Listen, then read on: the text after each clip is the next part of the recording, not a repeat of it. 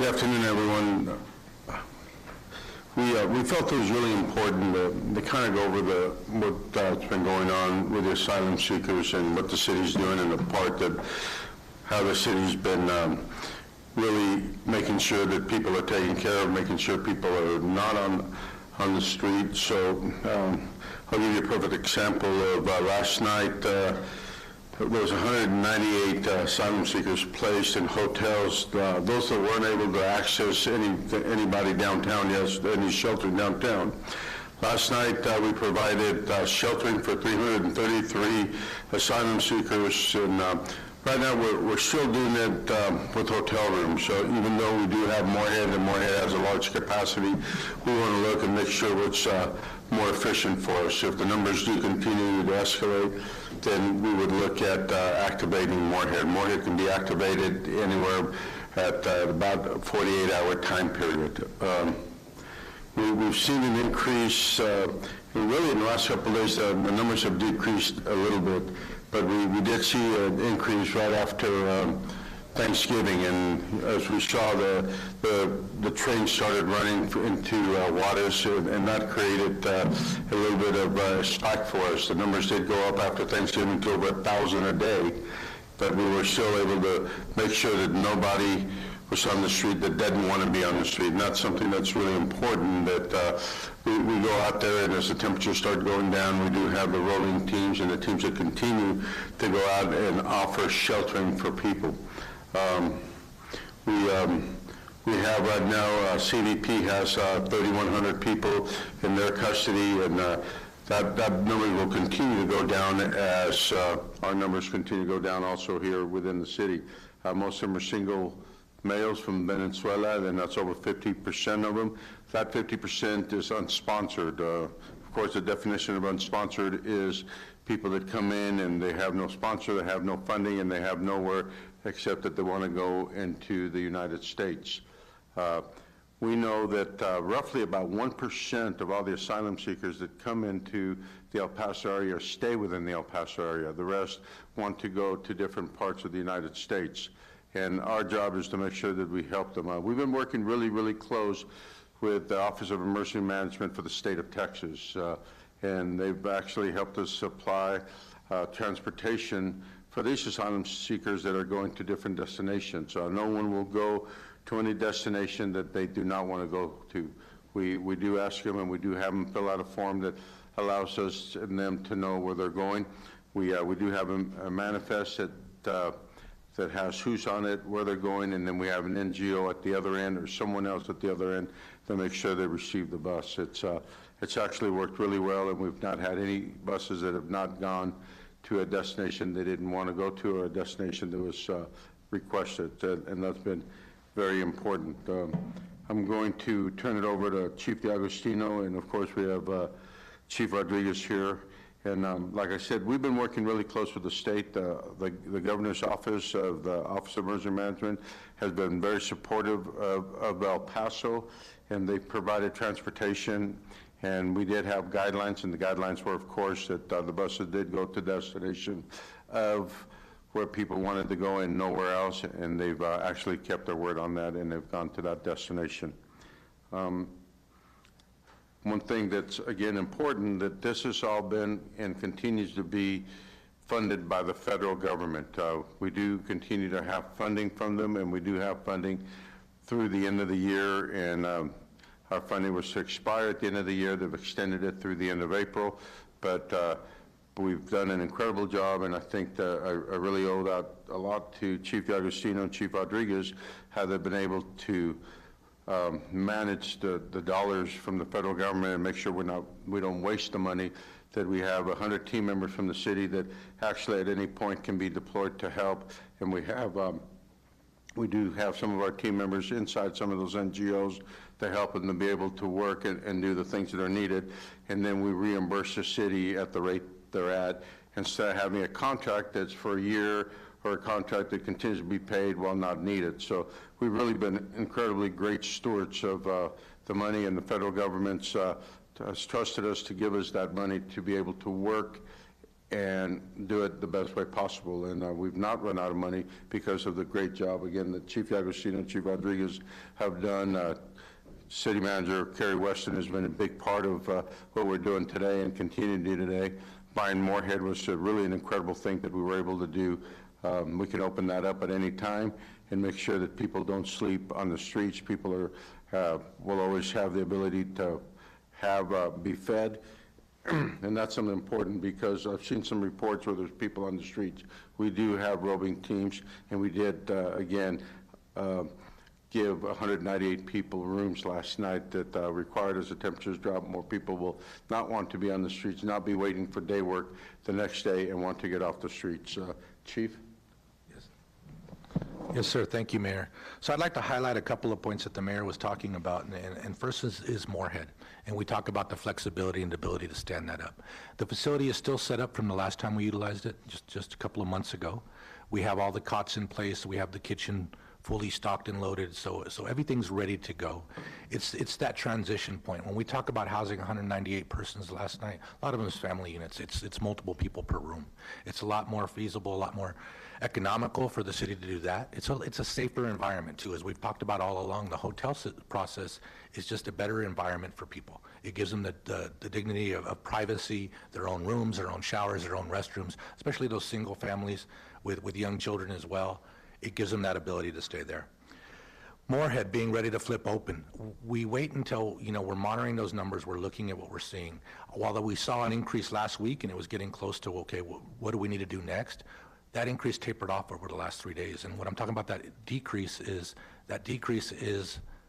the number of apprehensions by Border Patrol. So while it was well over 1,000, as the Mayor talked about, since Thanksgiving, I think one or two of the days it peaked at over 1,500 apprehensions in a day. That's tapered back down, and we're down into the 700, 800 range a day, which is good news. So we'll continue to monitor that, but that's the transition point for that. When he talked about the teams that are embedded with the NGOs or those going out and do the roving, he talked specifically to the 198 people who were brought in last night. Those are who our roving teams picked up. And so our roving teams go around throughout the day, and they're checking in with the downtown network, their facilities, they're checking within all the NGOs and seeing what do they need for capacity, what kind of issues do they see. And so with that, as they're finding people that don't have ability to get into one of the shelters, they're actually picking them up and transporting them to the appropriate place. And right now, because everyone's full, that appropriateness is putting them into a hotel system. With that, I'll pass it to Chief Rodriguez if he has anything to add. Thank you, Mayor, and thank you, Chief Agostino. We've seen these surges in the past. I mean, we're not unfamiliar as a city. We've been through this multiple times. As a city, for the Office of Emergency Management, we continue to apply our same 3 strategies of increased processing, supplemental transportation like the Mayor discussed, and then emergency sheltering like we're doing now. And that can come through the form of hotels or through Moorhead. But once we reach that trigger point, then at that point we'll utilize all of our resources. But we're looking at the numbers, we're looking at the data, and that's what drives our decisions. Thank you. Thank you. One of the things that we've talked about, we've been talking about this for years, so that we need to be prepared for the unknown, because every day we don't know what the mix will be. Lately it's been very consistent with young single males from Venezuela that have been coming in, and that's where really the hotels really become very important, because we want to make sure that the children and the families are safe, and we try to utilize them and put the families in the hotels that make sure that they're safe. Now, most people, again, still only stay in El Paso anywhere between 48 and 36 hours, and again, they go to their destination of their choice. And we continue to work with them and continue to work with the other cities so they're aware of what's going on and what's happening within our community. And with that, we're going to go ahead and open it to the questions. ¿Qué pasó?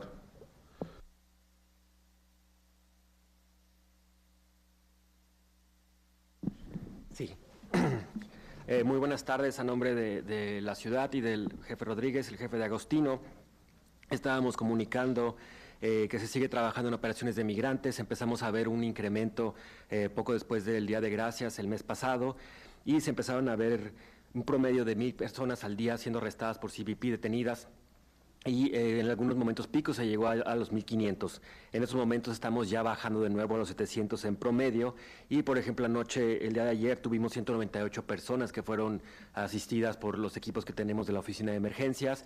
Estos equipos están yendo a las calles para poder detectar a las personas, para poder ayudarles y ofrecerles a las personas que no pudieron entrar a un albergue, se les ofrece el hospedaje ya sea en un hotel o en la instancia adecuada. En este momento estamos usando, como lo mencionaba el jefe de Agostino, hoteles, porque es la forma más práctica que tenemos en estos momentos, ya que ofrece la privacidad, ofrece también una practicidad para nosotros en nuestro staff, y de esta manera también podemos darles un lugar más digno. El albergue está habilitado, el Moorhead, que es la antigua escuela Moorhead, que ahora es el centro de preparación comunitaria, y está habilitado para ser en cualquier momento activado. Tenemos las cocinas, tenemos las camas, sin embargo, los números no han excedido todavía ese nivel para justificar activarlo, y precisamente por eso también nos ayuda a darle un lugar un poco más digno a las personas que estamos asistiendo. Decía el jefe Rodríguez también que esta es una situación ya conocida para El Paso, ya es algo que hemos estado viviendo por un tiempo, y esta experiencia también nos ha ayudado a reforzar los vínculos con también las organizaciones no gubernamentales que tenemos en el centro, y es con quienes se está trabajando. Tenemos un equipo de 100 personas que están ya sea en la oficina de emergencias o también están activados junto con las organizaciones no gubernamentales, monitorean constantemente y también están viendo qué necesidades tienen los albergues para poder asistir de manera adecuada. Gracias. Gracias por eso.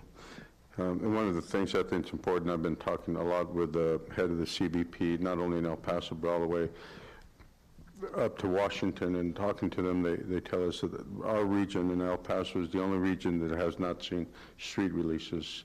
And we don't see street releases because of the things we're doing and continue to do day in and day out.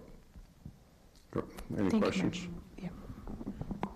So we know that a lot of migrants are choosing to stay out there. We know that, roving teams are out there providing hotels, but ultimately the migrants have to choose or accept the help or not. Same with the shelters. For example, Sacred Church, they're offering families to go inside, but some are choosing to stay outside. In that case, what is the response from the city, and will we see Sun Metro buses or heating buses out there, or some type of heating, system out there as temperatures continue to drop? And that's a really good question, because they have the right to do what they feel like doing, but it's really important to us that people don't stay outside and they can stay out of the elements. So we'll continue to have our roving teams offering them shelter, offering them to go in.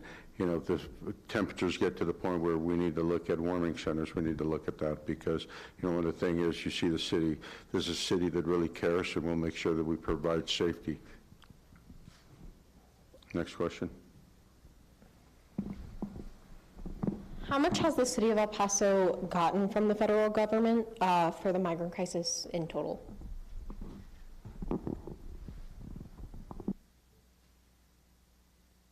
We've received about $45 million, and we've spent very, very minimal of it. We really have done a really good job of making sure that we get, again, like we're good stewards of the money, and we have money to continue to provide the service, and again, not be on the back of the local taxpayers.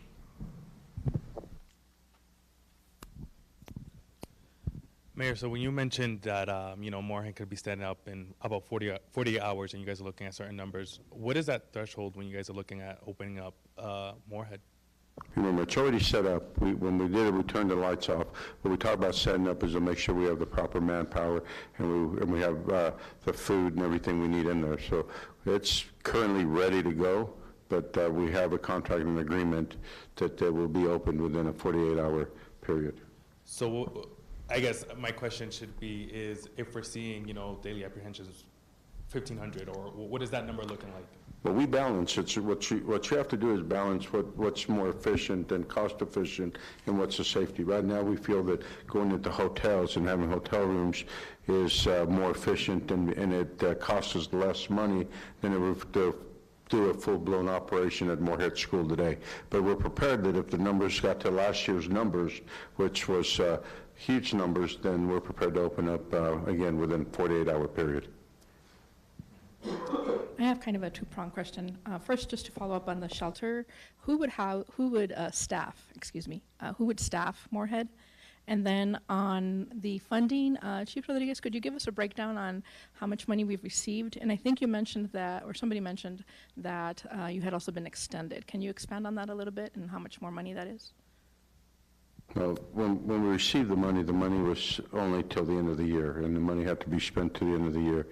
And again, Chief D'Agostino was doing a really good job. We have an incredible working relationship, and I'll let him kind of comment on it a little bit, but we have a really good working relationship with FEMA and the federal government, and they really have seen a lot of the things we've done. And one of them is that we don't have street releases. We don't have people out on the streets, and that's been really important when you do see people on the streets, because just like Jonathan said, they don't want to come in.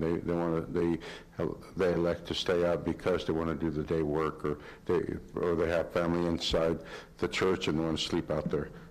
Chief, you want to add on to that a little bit? Yeah, so as the mayor discussed earlier, we've received about $45 million. That's over the last couple of years. And so that pot of money has been, as you remember, last September, October, when we were doing our efforts, we were having to wait for reimbursement.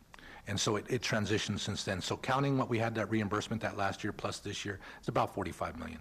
We currently have about $30 million in the bank. That's a mix between emergency food and shelter grant funding and the new SSSP funding. And so the emergency food and shelter grant, that funding is the one we have the extension for through the end of April. The other one is good through the rest of the calendar year for next year.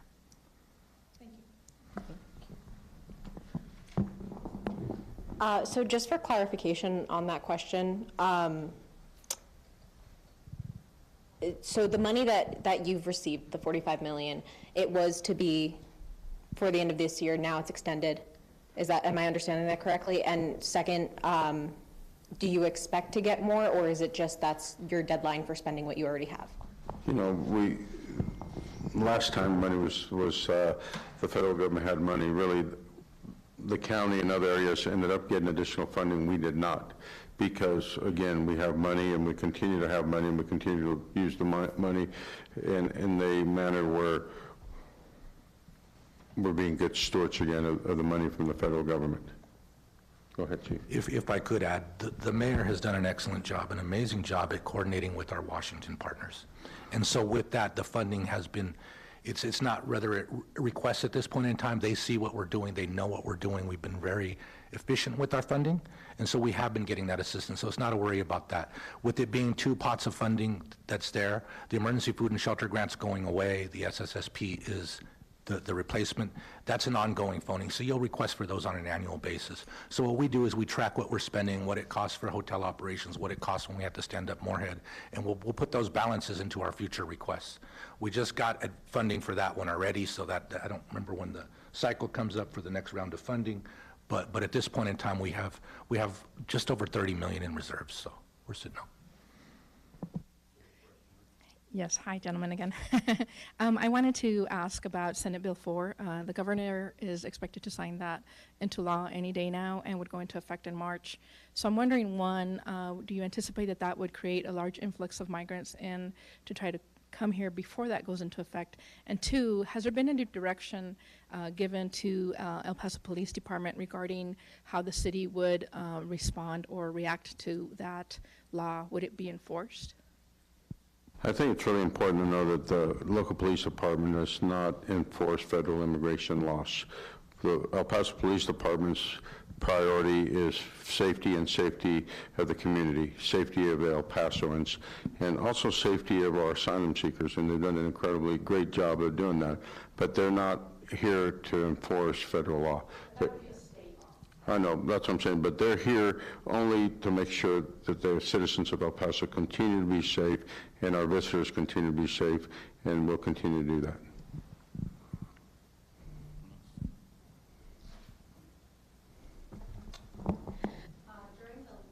During the last, most recent migrant surge, we did see in different parts of El Paso migrants in different neighborhoods. For example, the Northeast. Are there any concerns of that? What is the city maybe doing to try to prevent that if possible? I think you saw a lot of, we had a lot of hotels open at that. At one point, we had about 11 different hotels across the city because of the large numbers. That is not, at this point, we don't have that amount of numbers of hotels. And right now, how many hotels we have open, Chief? For last night, yes. And if I could add to it, when we saw those large numbers across the streets, that's before we started providing transportation to those who don't have a means. And so with that, the mayor talked about just a little while ago that we're still seeing that Venezuelan population coming into the community. And as we all know, around 50% of those don't have a means or a ways. What's different right now, why we're not seeing them the numbers build up in the street, is the fact that TDM is still here, they're still on the ground, and they're still providing charters for those who need a means to get to where they're going. Yeah, and then I'll just add one thing, is that we're also trying to coordinate it as well as we can with all of the NGO shelters, so migrants have to go through the NGO system to access those charters. And that helps alleviate a lot of that movement downtown. Has the city been made aware of, being out there speaking with migrants? Some of them were alleging that those who came in with the CBP One app or through the CBP One app had trouble being able to buy bus tickets at certain bus transportations because those companies wouldn't accept the CBP One forms. Have you all been made aware of that? It's not related to commercial bus companies. I know that there is an issue with TDM, but that's something that they're working through, that's really outside of our purview.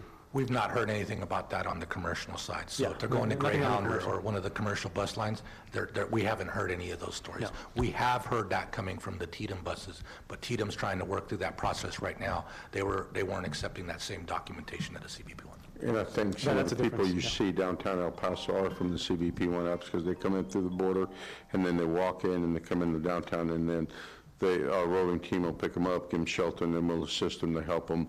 And if they have sponsors or means, then we help them to do that and then to get there.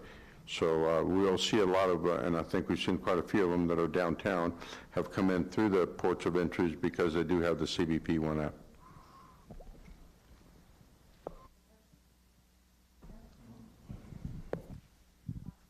Specifically with the migrants that are choosing to stay out on the street, as your rover teams went out last night, did you see a large group of them prefer to stay in the street, and how concerning would that be? It's been minimal. It's been really small. Our teams will work extra hours and all the way up till midnight to make sure that there's no one out there. But again, like the mayor stated, and as media has seen firsthand, migrants sometimes just choose to stay on the street versus taking the option of sheltering. And we'll continue to provide the services that are required to make sure we can help people get off the street and make sure that they're safe out there. And with that, I want to thank y'all for being here. I think it's important that we give you an update where the city is, what the city's doing, and what we continue to do. And again, we want to make sure people are treated right and make sure that people are safe. And we talk about the asylum seekers, but also the community of El Paso. Our priority is the citizens of El Paso, and it'll continue to be. Thank you all. Thank you all.